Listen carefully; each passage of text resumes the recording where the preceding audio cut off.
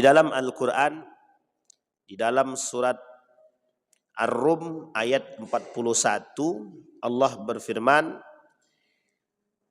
Qul siru fil ardi fanzuru kaifa kana akibatul ladzina min qablik inna aktsaruhum musyrikin. Kata Allah di dalam Al-Quran, dalam surat Ar-Rum ayat 41, telah tampak kerusakan di darat dan di laut. Kemudian disebabkan oleh perbuatan tangan kemaksiatan manusia.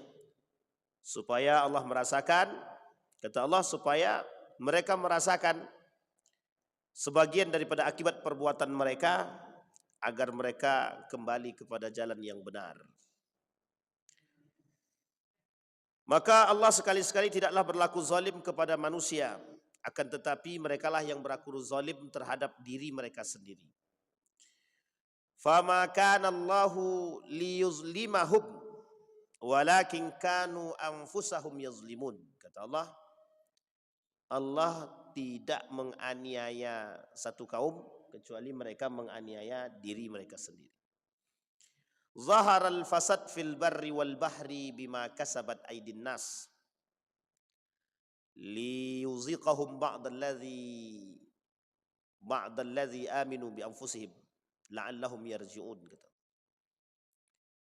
Mereka dituntut oleh Allah untuk menjadi manusia yang lebih baik sehingga mampu menjaga keseimbangan. Di dalam Al-Quran Allah bilang wala tufsidu fil ardi, jangan melakukan kerusakan di muka bumi. Tapi manusia istiqamah membuat kerusakan. Nah, ini poin penting bagi kita. Baik, tilka ayatullahi natsluha 'alaika bil haqqi wa mallahu nuridu zulman lil alamin. Kata Allah dalam Al-Quran, dan tidaklah Allah berkehendakkan kezaliman terhadap umat-umatnya, terhadap hamba-hambanya, terhadap manusia, terhadap alam. Bapak Ibu sekalian yang berbahagia, di malam hari ini kita sedikit melihat, merefleksi mengapa bencana alam itu datang tiada henti.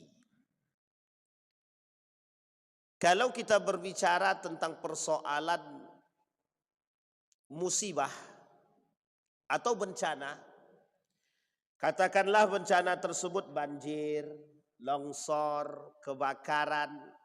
Kalau di Riau ini kebakaran, banjir.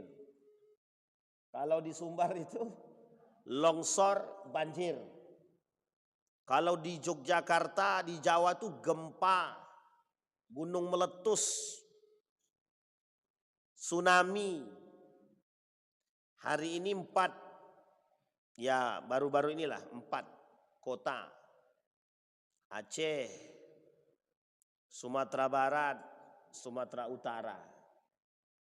Dan di Sumatera Utara termasuk yang paling parah. Kebetulan dalam grup angkatan kami di Pondok Dulu itu ada rumahnya yang justru bermasalah itu karena banjir tadi. Di rumah adik saya kebetulan tinggal di Sumatera Utara di Medan, airnya sedada.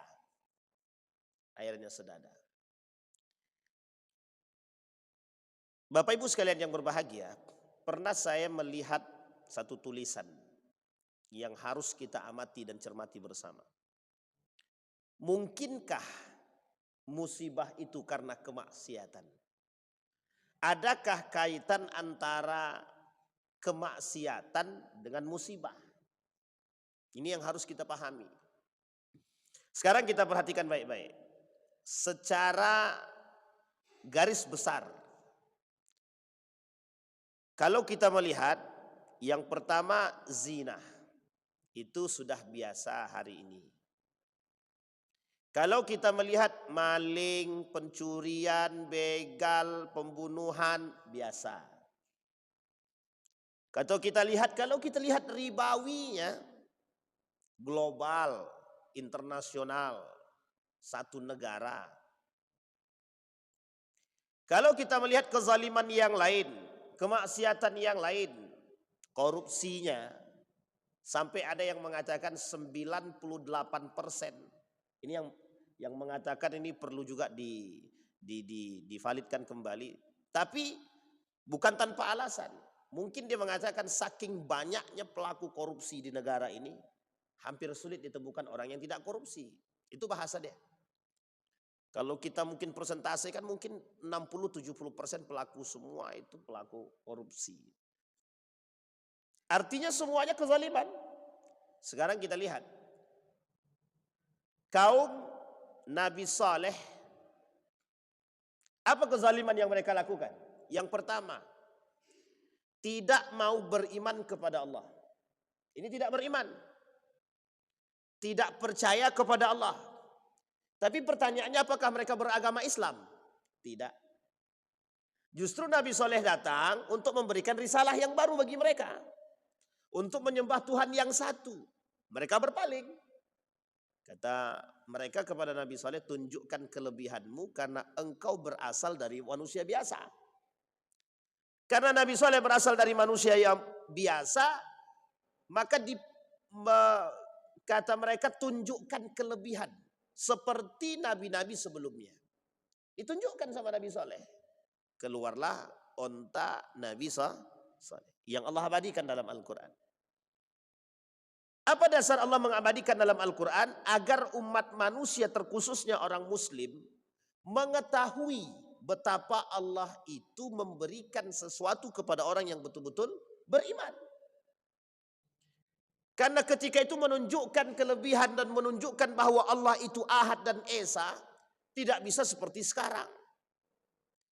Apakah Allah harus menunjukkan kelebihan, menghantarkan bencana baru kita kemudian beriman? Kita perhatikan nanti. Mana yang lebih berbahaya dan parah, manusia sekarang atau yang dahulu? Perhatikan baik-baik Bapak Ibu. Ketika unta Nabi Saleh diberikan unta, apa yang mereka lakukan? Ontanya dibunuh. Ontanya yang dibunuh. Dimatikan sama mereka. Dipanah. Setelah dipanah, digorok. Artinya mereka semakin menentang Allah. Allah turunkan azab bagi mereka. Ingat kalimatnya ya, azab. Allah turunkan azab. Pertanyaannya, apakah itu bencana? Azab yang didatangi oleh Allah dalam berbentuk bencana dan musibah itu datang karena kemaksiatan mereka kepada Allah. Membunuh onta Nabi Saleh, tidak patuh kepada Allah. Satu. Yang kedua, Nabi Yunus alaihissalam. Nabi Yunus alaihissalam, ketidaktaatan mereka kepada Nabi Yunus atas perintah Allah. Nabi Yunus meninggalkan mereka dan berdoa kepada Allah agar Allah menurunkan bencana bagi mereka. Perhatikan kalimat ini. Ketika bencana itu turun kepada masyarakat, kepada penduduk negeri Nabi Yunus alaihissalam, fatubu ilallahi wa anbata minhu nabatan jayyidah. Perhatikan baik-baik. Pada poin yang pertama Nabi Saleh, Allah kasih azab yang berlebihan. Fir'aun Allah kasih azab yang berlebihan. Tapi pada masa Nabi Yunus tidak demikian. Mereka yang bertobat Allah kembalikan kepada kehidupan yang baik. Allah tumbuhkan tumbuhan-tumbuhan yang sempurna. Fa'amanu. Dan mereka beriman. Kapan Allah kembalikan kepada mereka kesejahteraan itu? Ba'da'an aminu. Setelah mereka beriman. Sekarang, umat sekarang beriman sudah, Muslim oke, tapi justru mereka yang berpaling daripada Allah Subhanahu wa Ta'ala. Ini kondisi kita sekarang. Maka ada pertanyaan, mungkinkah ini azab atau cobaan dari Allah? Ada yang mengatakan jangan kaitkan cobaan musibah itu dengan azab. Baik, kita tampung. Jangan kaitkan musibah itu dengan agama. Oke, kita tampung. Ketika ada gempa bumi, mereka katakan pergeseran lempeng bumi. Oke, kita terima. Tapi mengapa keajaiban Allah turunkan ketika kasus tsunami? Kenapa keajaiban Allah turunkan? Harusnya manusia bisa berpikir dengan demikian. Ketika kaum Nabi Lut, kenapa mereka dihancurkan oleh Allah? Alasannya adalah mereka semua melakukan perbuatan zina. Tempat yang diharam, bukan yang diharamkan, yang dilarang oleh Rasulullah. Al-ula misalkan Madain. Pada masa Nabi Saleh alaihissalam. Yang dilarang oleh Nabi untuk diziarahi. Justru dijadikan tempat wisata. Baik.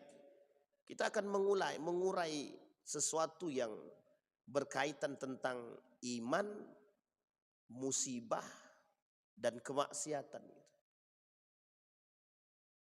Ketika Nabi Saleh, penduduk Nabi Saleh, mereka diberikan bencana oleh Allah, mereka beriman. Allah kasih kesejahteraan. Nabi Sulaiman, Nabi Daud alaihissalam, Allah berikan kesejahteraan. Tapi dengan catatan beriman. Kata Allah, kalaulah satu kampung itu beriman, ta'ifatun gitu. Beriman kepadaku, kata Allah, apa yang tidak Allah bisa kasih? Sekarang mohon maaf Bapak Ibu, mungkin sebagian para pakar mengatakan tidak ada kaitannya dengan agama. Tapi kita mengatakan hari ini, di mana titik tidak pernah kita, di mana satu daerah di muka bumi ini yang tidak kita temukan ada unsur ribawinya? Gak ada. Sekarang pertanyaannya, mungkinkah bagi Allah memerangi orang-orang pelaku riba? Mungkin. Mungkinkah bagi Allah menenggelamkan satu kaum yang mohon maaf pelaku kemaksiatan? Mungkin. Sangat mungkin sekali bagi Allah. Allah punya kuasa. Yang harus kita buka sekarang adalah mata kita dan telinga kita. Mengapa manusia hari ini tidak mau beriman dengan baik kepada Allah? Itu pertanyaan kita. Kami yang dah tua-tua ini tak perlu lagi Ustaz. Mungkin. Tapi ada peran lainkah di balik itu? Ada. Memberikan peringatan kepada yang lebih muda. Dan ini kerjasama. Ini dari sisi bencana. Sekarang kita perhatikan dari sisi kehancuran. Ada tulisan mengatakan musibah sebabnya rusaknya akidah. Benar. Kerusakan akidah bisa menyebabkan datangnya bencana. Sangat. Kalau kita rujuk kepada masalah para anbiya, semua mereka diberikan ujian dan azab oleh Allah karena mereka tidak beriman kepada Allah. Azab akidah. Kita ambil contoh. Ketika semua para nabi diberikan kelebihan, termasuk Nabi Isa alaihissalam, diberikan kelebihan oleh Allah Subhanahu wa taala untuk mengajak orang beriman kepada Allah. Apa yang mereka lakukan? Hanya saja Bapak Ibu sekalian yang berbahagia, Rasulullah meminta kepada Allah jangan turunkan azab kepada umatnya. Itu kalau Rasulullah minta pada saatnya, sudah habis Pak, tidak ada kehidupan lagi, habis. Kenapa demikian? Karena Rasulullah, perbedaan Rasulullah dengan nabi-nabi sebelumnya, tidak berdoa kepada Allah untuk dimintakan azab bagi mereka, bagi kita. Tapi seandainya Allah mengadakan tangan, Rasulullah mengadakan tangan, ya Allah hancurkan, berikan azab kepada mereka, habis Pak. Tapi Rasulullah tidak mau. Maka yang Rasulullah turunkan dua saja. Al-Quran dan hadis dan sunnah. Agar kita selamat. Jadi Bapak Ibu sekalian yang berbahagia. Tak salah ketika kita berbicara persoalan musibah itu adalah bagian daripada ujian yang Allah berikan untuk kita. Harusnya mereka semua tidak meninggikan akal, merendahkannya di hadapan wahyu Allah. Tilka ayatullah natsluha. Kata Allah, itu tanda-tanda kekuasaan kami yang kami berikan kepada kalian agar kalian melihat. Itu tujuan mata yang Allah berikan, itu tujuan hati yang Allah ciptakan. Agar kita melihat dengan mata hati kita. Agar kita melihat dengan iman. Sekarang kita perhatikan. Semakin akhir, semakin ke belakang, semakin aneh kehidupan kita sekarang. Saya kaji dalam urusan agama. Bermunculan orang-orang yang aneh dalam beragama. Banyak sekali Pak kasus-kasus yang aneh dalam beragama. Ada yang seperti ini, seperti itu. Ada yang punya kelebihan berbicara dengan Tuhan dan lain sebagainya. Ada semua kelebihan yang mereka miliki. Pertanyaan kita satu saja. Apa maksud dengan kemunculan kesesatan-kesesatan akidah seperti ini? Yang kedua, uniknya lagi, hari ini banyak sekali muncul pelecehan-pelecehan terhadap agama. Jadi kita nih sekarang Pak, sedang berada dalam ketakutan, kekhawatiran yang dalam seharusnya bagi mereka yang beriman. Harusnya dia khawatir dengan kondisi yang sekarang ini. Satu, kita ambil contoh ya. Kalau dari sisi kezaliman dan kemungkaran dan kemaksiatan sudah kita nampak Pak, zina, riba, semua. Sekarang coba lihat dari sisi keagamaan. Ada orang yang menghalalkan zina, ada orang yang membolehkan nikah beda agama, ada orang yang mengatakan bahwa Al-Quran itu adalah palsu, ada orang yang mengatakan Muhammad itu penipu, ada orang yang berani mengatakan bahwa melecehkan bahwa Al-Quran mereka lecehkan, mereka injak, mereka duduki, Allah mereka, bahkan Indosiar itu kalimat tauhid yang mereka permainkan. Coba bayangkan. Pertanyaannya adalah, mengapa sebrutal ini dunia ini sekarang? Jawabannya sederhana. Karena tidak ada nabi. Pada saat itu Nabi cuma mengadahkan tangan, ya Allah berikan turunkan azabmu hancur semua. Tapi ketika itu mereka tidak beriman kepada Allah. Yang menjadi masalah kita hari ini, manusia pelaku beriman kepada Allah tapi justru mereka yang merusak. Ini yang disebut dalam Al-Quran. Zaharal fasad fil barri wal bahri bima kasabat aydin nas. Poin yang ingin kita angkat. Satu. Pahami bahwa setiap cobaan yang Allah berikan hari ini kepada kita, mulai dari kerusakan, mulai dari kehancuran, mulai dari bencana alam, disebabkan ulah tangan manusia itu sendiri. Itulah kita, ulah kita. Kita ambil contoh di Riau ini. Penebang-penebang pohon liar yang membakar pohon-pohon liar. Perhatikan, dampaknya apa? Mudahnya kita mengalami kebanjiran, kebakaran, asap yang mendatangkan penyakit. Pertanyaannya adalah, bagi mereka yang melakukan penebangan pohon dengan secara brutal dan liar, apa mereka berpikir dengan akal? Tidak. Sekarang kedua, apakah mereka berpikir yang membakar lahan itu penyakit bagi orang yang menghirup asapnya? Tidak. Pertanyaannya lagi, apakah pelakunya muslim? Muslim. Bayangkan. Mengapa mereka tidak berpikir dengan akal mereka? Kalau mereka melakukan ini, banyak penyakit yang muncul dan kerusakan. Disinilah yang disebut oleh Nabi ketika dalam hadisnya sahabat bertanya, wa ma'ana uqulana. Kata para sahabat kepada Nabi, ya Rasulullah ketika itu akal kami kan bersama kami. Dijawab sama Rasulullah, tuntaza'u. Akal kalian ketika itu hilang. Akalnya sehat kalian ketika itu tidak ada, kata Nabi. Tidak nampak akal sehat itu. Sekarang kondisinya Pak, kita hari ini akal yang sehat kita dahulu hanya dimiliki orang-orang yang beriman. Bagi mereka yang tak beriman justru tak punya akal. Kita lihat apa sebab kepentingan sendiri, kepentingan kelompok, kepentingan seseorang. Allah sebutkan dalam Al-Quran. Apa yang Allah sebutkan? Kerusakan itu disebabkan oleh tangan mereka sendiri. Dan kezaliman yang mereka lakukan adalah kembali kepada mereka sendiri. Asal perbuatan satu orang, yang lain menikmati, manusia yang menikmati dampaknya. banjir, bencana-bencana alam yang lain. Kita hari ini sangat-sangat sedih. Setelah kasus tsunami yang dulu pernah besar terjadi, hari ini Allah tunjukkan kembali. Sekarang saya tanya kepada kita semua, mudah nggak bagi Allah untuk mengembalikan atau menenggelamkan dunia ini? Sangat mudah sekali. Dalam waktu yang sangat singkat sekali, illegal logging yang begitu berat bisa dibawa oleh air begitu saja, hilang. Mobil dari besi yang dibuat bisa menggenang begitu saja. Kapan Allah ingin angkat, angkat. Kapan Allah ingin miskinkan, Allah miskinkan. Kapan Allah ingin hancurkan, Allah hancurkan. Pertanyaannya adalah, tidakkah kita takut dengan hal tersebut?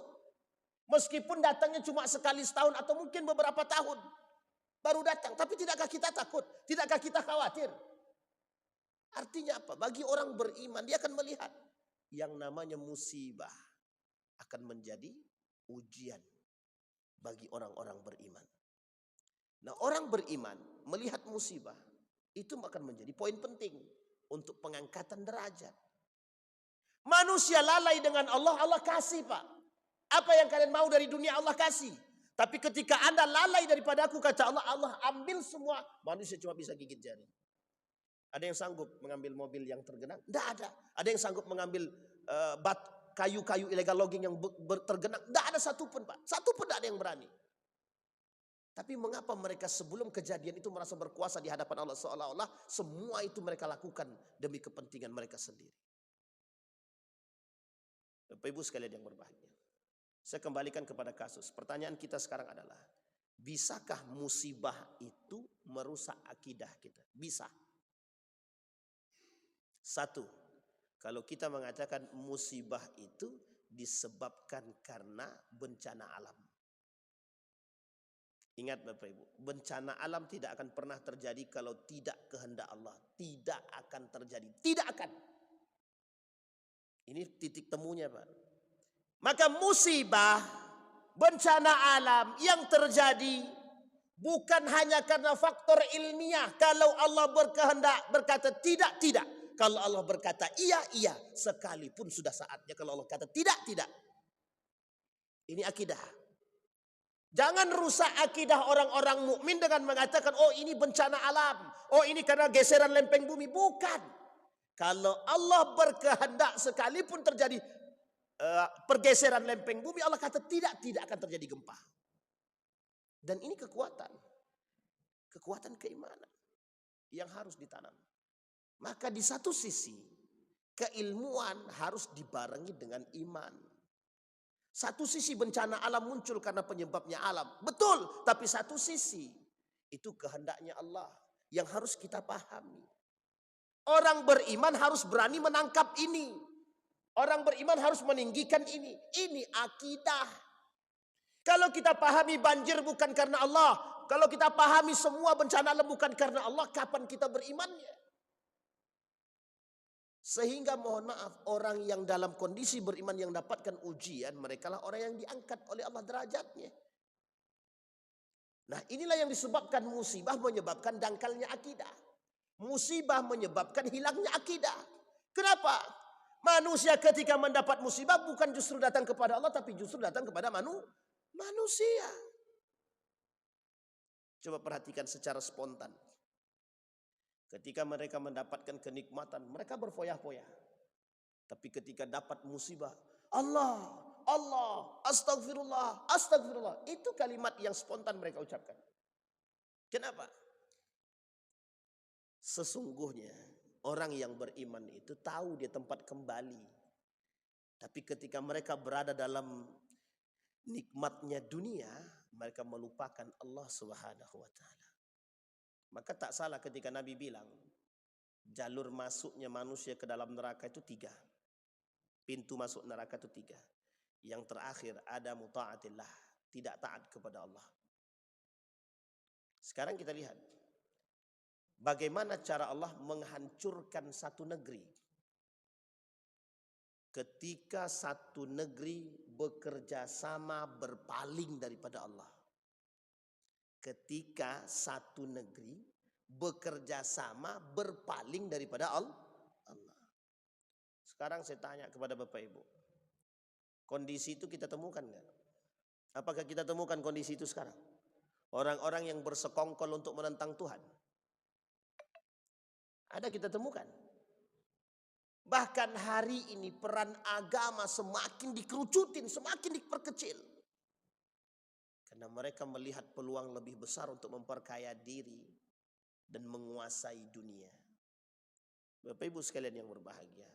Berarti kondisi yang kita alami sekarang adalah kondisi yang sangat mengkhawatirkan kita. Maka Nabi mengkhawatirkan umatnya. Kata Nabi, yang aku khawatirkan itu adalah penyakit-penyakit itu. Nabi mengkhawatirkan kita dari karena penyakit. Di mana kesadaran orang-orang beriman? Tidak ada. Orang-orang beriman tidak punya kesadaran. Nah, kembali kepada poin kita Bapak Ibu. Apa kata Allah di dalam Al-Quran? Kata Allah di dalam Al-Quran, Zaharal fasad fil barri wal bahri bima kasabat aydin nas. Bencana, kerusakan di muka bumi ini kata Allah disebabkan ulah tangan manusia itu sendiri. Yang ketiga, adakah musibah menyebabkan dangkal akidah? Ada. Kita berikan peringatan kepada kita semua. Kejadian ini terjadi di daerah Jawa ketika terjadi gempa dan ketika terjadi gunung meletus. Mereka merubah akidah mereka hanya karena persoalan makan. Kita ambil contoh 2006 gempa bumi. Bisa mereka rubah akidah mereka, agama mereka, karena ada satu kelompok yang mengatakan jika Anda mau makan, kami akan berikan makan dengan catatan Anda keluar daripada agama Islam. Apa yang terjadi? 2006 mereka lakukan misi membuat atau memurtadkan manusia secara massal di tempat tersebut. Yogyakarta, lebih tepatnya Bantul. Kedua, gunung meletus. Mereka manfaatkan untuk merusak akidah. Ketika gunung meletus terjadi pada tahun 2010, siapa yang pertama sekali naik ke atas? Mereka. Merusak akidah. Jadi jangan salah Bapak Ibu. Ketika kita punya masalah, musibah, harusnya yang kita datangi pertama sekali adalah Allah. Dan kita berpikir seberapa lama Allah akan menguji kita.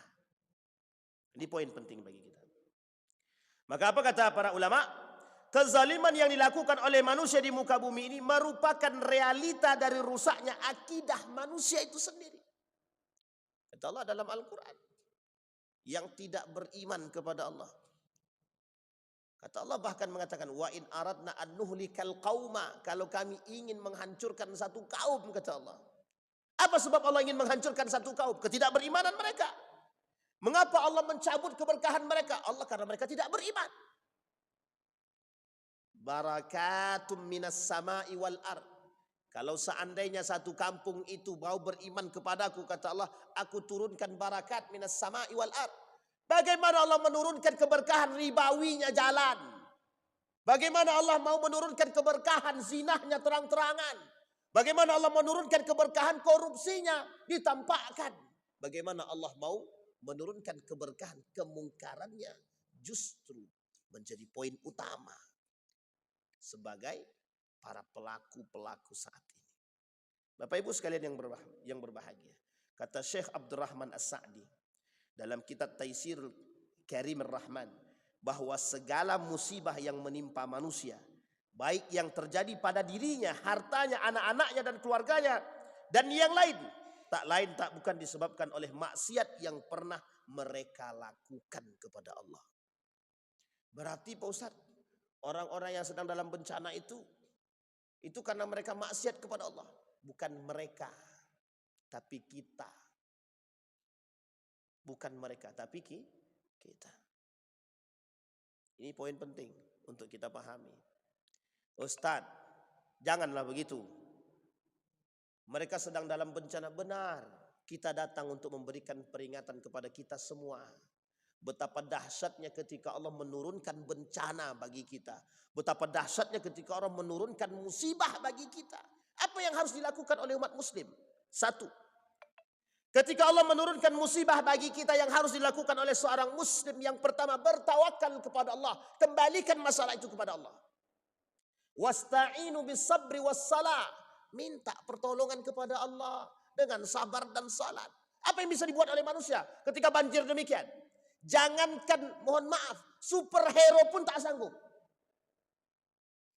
Bayangkan Pak, Spiderman cuma ada dalam kartun, dalam film. Batman nggak pernah muncul. Tapi manusia yang menganggap diri dia paling baik, menganggap dirinya paling kuat, paling kaya, apa mampu mereka melakukan demikian? Tidak bisa. Harusnya kita pahami demikian. Satu, kembalikan urusan ini kepada Allah.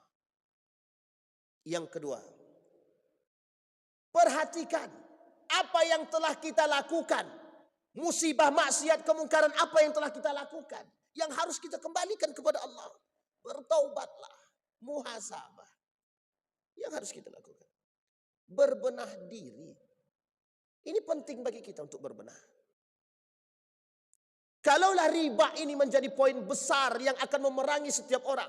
Wajar kalau Allah perangi kita karena pelaku riba semua. Mungkin di antara sekian banyak manusia di muka bumi ini, terkhusus di Indonesia ini, hanya segelintir yang tidak melakukan permainan ribawi. Bisa dipahami Pak. Allah kata setiap orang yang bermain dengan ribawi fa'zanu biharbin minallah, bersiap kata Allah. Satu.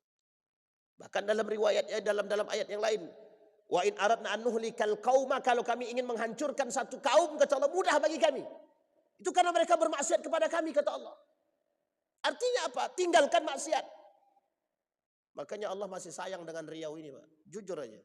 Allah masih sangat sayang dengan Riau ini. Syiahnya jelas. Kelompok Syiahnya ada. Kemungkarannya jelas. Penjualan minuman khamarnya jelas. Korupsinya terang-terangan. Pertanyaannya satu saja. Mengapa Allah belum hancurkan negeri ini? Karena Allah masih sayang. Artinya apa? Harusnya dengan kondisi yang terjadi dengan saudara-saudara kita, kita bisa melihat dengan akal sehat kita betapa tidak mampunya manusia di hadapan Allah. Yang ketiga, pahami setiap bencana yang Allah berikan adalah menunjukkan kelemahan manusia dan menunjukkan kehebatan Allah jika Allah berkehendak. Itu yang Allah sebutkan. Wa tilka ayatullah natsluha. Itu kekuasaan kami kata Allah yang kami tampakkan kepada kalian. Apa yang bisa kalian lakukan? Ketika Qarun Allah tenggelamkan, dalam hati dan niat Qarun bertaubat kepada Allah di dalam air ketika tenggelam. Tapi malaikat menyumbat mulutnya dengan air sehingga tak mampu berkata untuk bertobat. Apakah ada penyesalan? Ada. Kapan penyesalannya? Selalu di belakang. Jadi Bapak Ibu sekalian yang berbahagia. Yang keempat. Poinnya adalah setiap seorang mukmin wajib hukumnya untuk mencegah kemungkaran agar Allah tidak mendatangkan azab dan cobaan. Bukan malah ikut-ikutan. Kita mencegah. Harus kita cegah, harus. Allah ciptakan langit dan bumi. Allah ciptakan tumbuh-tumbuhan untuk kita makan, untuk kita nikmati, bukan untuk kita rusak. Ini poin penting. Baik Bapak Ibu sekalian berbahagia. Nah, apa kata Allah di dalam Al-Quran? Jikalau sekiranya penduduk satu negeri beriman, amanu wattaqau, dan bertakwa, la fatahna alaihim barakat minas sama. Kalimat selanjutnya yang Allah katakan, tetapi mereka mendustakan ayat-ayat kami, maka kami siksa mereka disebabkan perbuatan mereka, kata Allah. Dalam surat Al-A'raf ayat 96. Jadi kedustaan mereka terhadap Allah. Nah, Bapak Ibu sekalian yang berbahagia. Betapa saya hari-hari ini, akhir-akhir ini sering merenung. Kok yo selamat enggak ya hidup saya ini? Ini umur saya masih 36 tahun Bu, Pak. Tapi saya berpikir, selamat enggak saya nih? Kemudian saya mikir lagi, kira-kira anak dan istri saya ke depan ini selamat enggak? Saya tak berpikir Pak mohon maaf bukan selamat karena apa? Saya takut akidah mereka menyeleweng, justru mohon maaf. Na'udzubillah, misalkan saya mati duluan. Kita khawatir. Dengan kondisi sekarang yang kita perhatikan, mohon maaf, kemungkaran, kemaksiatan, bahkan sampai mengarah menghilangnya akidah. Apa kita tidak pernah khawatir dengan hal tersebut? Sangat mengkhawatirkan. Kadang saya berpikir, ya Allah, akankah selamat keluargaku? Sementara Allah katakan, ku anfusakum wa ahlikum nara. Jaga anakmu, jaga istrimu, jaga keluargamu dari api neraka. Pertanyaannya, apa yang Allah maksud? Bencana alamkah? Bukan. Apa yang Allah maksud? Musibahkah? Bukan. Yang Allah maksud adalah hilangnya akidah dalam diri anak-anak kita dan istri kita. Kapan kita bisa melihat mudahnya hilang akidah dalam diri dan anak-anak kita dan keluarga kita? Ketika diturunkan bencana, ketika diturunkan ujian dan cobaan. Contoh, misal ketika ada orang tabrakan, siapa yang pertama sekali kita hubungi? Kemana kita pertama sekali kembali? Datangkah kita kepada Allah dulu atau ke manusia dulu? Manusia. Coba polisi. Itu yang pertama sekali. Dan kita tidak mengatakan astagfirullah, alhamdulillah, na'udzubillah. Tapi kita datang dulu kepada polisi, kita bertengkar dulu. Sama dengan kasusnya bencana, Pak. Maka jangan salah, ketika Allah mencabut keberkahan dan kenikmatan satu negeri, itu karena berpalingnya mereka daripada Allah Subhanahu wa taala. Bapak Ibu, siap tuh? Boleh tuh?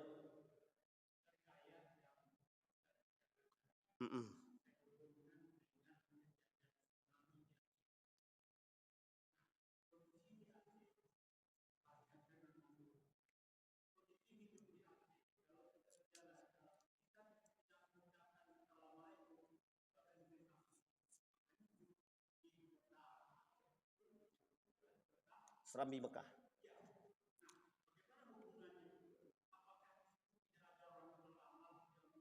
Baik. Sama-sama. Bapak Ibu sekalian yang berbahagia. Kondisi itu ketika Allah ingin mengambil pelajaran bagi setiap manusia, Allah tidak pandang dimanapun. Tidak pandang dimanapun. Bisa jadi Aceh, bisa jadi Sumatera Utara, bisa jadi Mekah. Kita ambil contoh Indonesia. Bisa saja Allah hancurkan negara-negara tempat-tempat tertentu. Hanya untuk manusia agar mengambil pelajaran. Mungkin Aceh termasuk kota yang paling beriman dalam pandangan kita. Tapi kita nggak tahu di sisi yang lain. Apakah ada kaitannya Aceh dengan Riau? Apa ada kaitannya Aceh dengan yang lain? Ada. Masih satu kesatuan. Allah hanya membenamkan sebagian negeri. Apakah ada dengan kemaksiatan? Ada kaitan? Mesti ada kemaksiatan. Bahkan ditemukan ladang ganja terbesar di Aceh. Ladang ganja terbesar di Aceh itu. Apa kaitannya dengan bencana yang Allah berikan? Apakah ada kaitannya dengan kemaksiatan dan kezaliman? Tentu ada. Tentu ada. Kita tidak tahu. Di balik sesuatu yang Allah uji, yang Allah turunkan, pasti ada penyebabnya. Kita ambil contoh. Ketika Nabi Sulaiman diberikan oleh Allah kelebihan. Tapi yang menjadi masalah adalah, apakah Nabi Sulaiman kampungnya karena beriman, apakah kampungnya tidak diuji? Diuji oleh Allah. Setelah wafatnya Nabi Sulaiman, apa yang terjadi? Hampir banyak yang berpaling daripada Islam. Nabi Muhammad. Siapa Nabi Muhammad itu? Rasulullah. Beriman ke semua? Beriman. Ketika satu kampung beriman, akankah Allah uji? Bahkan ketika Nabi pindah di Madinah, ujiannya lebih berat ketimbang Nabi berada di Mekah. Di Mekah hanya lawannya kafir Quraisy. Di Madinah munafik, kafir Yahudi Nasrani. Lawannya. Sekarang kita tanya, mengapa Allah hancurkan Madinah pada masa Yazid bin Muawiyah? Apakah kampung itu tidak beriman? Beriman. Mengapa mereka mau datang ke Mekah ingin menghancurkan mereka? Apakah Mekah tidak beriman? Apakah tidak Babilonia, Irak sekarang tidak beriman? Beriman pada masanya. Ali bin Abi Thalib. Tapi mengapa menjadi satu negeri yang tidak direkomendasikan oleh baginda Nabi? Jadi artinya ketika Allah berkehendak menghancurkan satu kaum untuk mengambilkan pelajaran, Allah ingin katakan sekalipun yang beriman saja kami bisa angkat bagaimana mereka yang tidak beriman. Dan ini poin penting bagi kita, Pak. Kita rujuk kepada sejarah. Sejarah itu menjadi pelajaran penting bagi kita untuk kita ambil. Bahkan Allah tunjukkan kelebihannya. Di Aceh, di Sumatera Barat. Sumatera Barat orangnya beriman. Kita kenal betul itu. Tapi mengapa orang-orang beriman ujiannya berat? Allah juga mengatakan, Nabi juga mengatakan dalam hadis yang lain, riwayat yang lain. Orang-orang yang beriman itu kelak di hari kiamat, di akhir zaman, akan dimatikan oleh Allah lebih dahulu daripada orang-orang yang dua, kafir dan munafik. Jadi Bapak Ibu sekalian yang berbahagia, ada kabar bahagia bagi kita. Kabar bahagianya adalah tetaplah istiqamah dengan keimanan kita. Insya Allah kalau kita istiqamah dengan keimanan kita, kita tidak akan mati bersama orang-orang kafir dan munafik. Insya Allah. Dan Bapak Ibu sekalian yang berbahagia, memperkuat akidah di akhir zaman, di tengah gemerlapnya dunia saat ini, adalah hal yang sangat berat untuk kita lakukan. Cuma kalau sendiri semakin terasa berat. Maka saatnya kita bersama, bagaimana cara kita mencegah kemungkaran, biar ujian dan cobaan serta azab tidak turun bagi kita, terkhusus di tanah Melayu. Yang mohon maaf, kemungkaran itu makin hari makin tampak di tengah kita. Semoga Allah tidak menurunkan azabnya dan kemurkaannya bagi kita semua. Dan kita Bapak Ibu sekalian yang berbahagia, kita berdoa untuk saudara-saudara kita yang sedang menghadapi musibah, baik di Sumatera Barat, Sumatera Utara, begitu juga Aceh, dan di tempat-tempat yang lain termasuk Sudan, Palestina yang belum selesai sampai hari ini. Kita terus berdoa kepada Allah, semoga yang pertama Allah berikan mereka kekuatan dan kesabaran serta ketabahan. Yang kedua, semoga semakin membuat mereka dekat dengan Allah. Yang ketiga, semoga banyak orang-orang yang mengulurkan tangan mereka dan memberikan bantuan-bantuan terbaik bagi mereka. Yang keempat, setidaknya kita orang-orang beriman mampu dan tetap bersama dengan mereka. A'udzubillahi minasyaitonirrajim. Bismillahirrahmanirrahim. Hamdas syakirin, hamdan naimin, hamdan yuafi ni'amahu wa yukafi'u mazidah.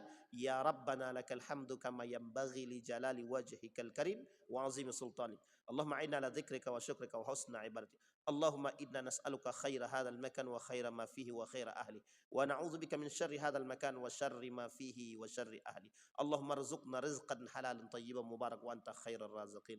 Allahumma ja'alna minal muttaqin. Allahumma ja'alna minal muhsinin ya rabbal alamin. Allahumma israh sudura ummahatina. Allahumma islih Allahumma sarrih islah aslih ya rabbal alamin min akhlaqina wa akhlaqis salihin ya rabbal alamin.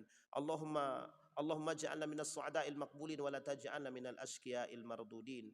Allahumma ansur man nasarad din واخذل من خذل المسلمين. اللهم انصر إخواننا المجاهدين في فلسطين وفي السودان وفي غزة وفي كل مكان وخاصة إندونيسيا يا رب العالمين. اللهم بارك لنا وبارك بلدنا، اللهم بارك بلدتنا يا ذا الجلال والإكرام. ربنا آتنا في الدنيا حسنة وفي الآخرة حسنة وقنا عذاب النار والحمد لله رب العالمين.